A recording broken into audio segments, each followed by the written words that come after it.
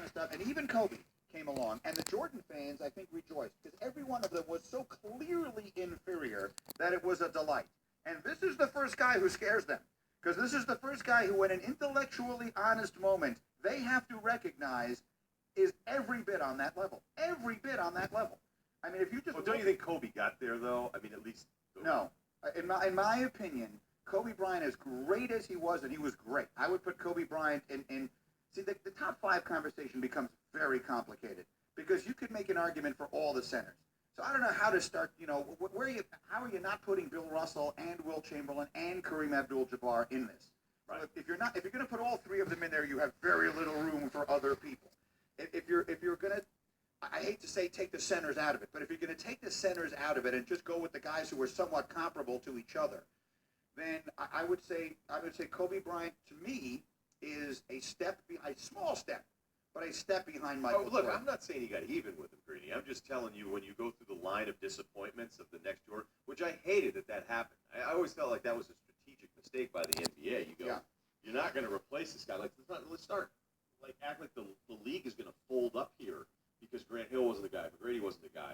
I'm just saying, when you look at the whole Kobe product, it was really, really, it was far better than the other guys that we tried to have. It's pretty close. I mean, I think you would say he was the gap between LeBron and MJ. It was Kobe. Like, he bridged that gap. So he was that face of the league for that time. Absolutely. Yeah. And deservedly so, although, I mean, in that same time, Shaquille O'Neal was a superstar in the league. Tim Duncan, from a historical greatness perspective, was playing in the league, and we largely overlooked it.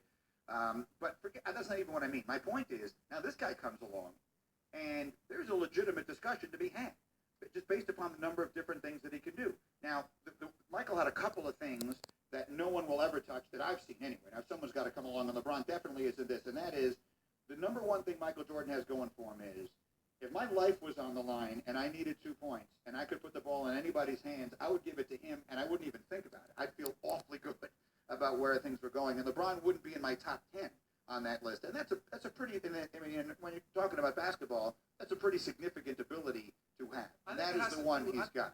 Clearly, he would go with Michael Jordan all day, but that's not LeBron's game. Right. He's not that type of guy that's going to be the guy that creates shots. I think it'll be interesting to see when Steph Curry starts approaching that area of conversation, because you look at somebody you want to create a shot and get it off, and every time it goes up, you think it's going to go in. It would be Steph. Okay, but I got to stop here because we do this last second thing, and I always kind of kid around about Jordan and how I think he's negatively impacted the league at times. And one of them was, no one talked to refs the way they talk to refs now. Honestly, you should have to score 10 a game to even be allowed to address a ref during a game. It would speed things up, make their lives easier. Mm-hmm. But that was part of it. But the bigger impactful thing was that it wasn't a generation of players wanting to make the shot. It was just, did you take it? Okay? Because that was the ad. That was the campaign. That was the Jordan thing. All the ones I've missed, but at least I'll take it. So if you're going to tell me you take Kobe over LeBron with the ball in their hands last second, and I know we went through the clutch gene years and debating that forever, but at least we know LeBron would rather make the efficient play, the right pass, than take a completely ill-advised shot, where if Kobe throws up a 25-foot step back and planks it, it's like, yep, at least all hard. The shot. Man, who's tougher than me?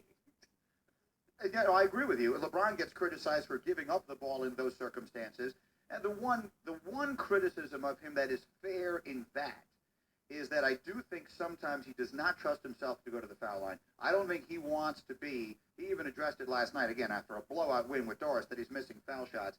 The one thing you have to be willing to do, if you're going to get the ball in your hands at the end of the game, you have to be willing, if it comes down to it, to go to the foul line with the game on the line.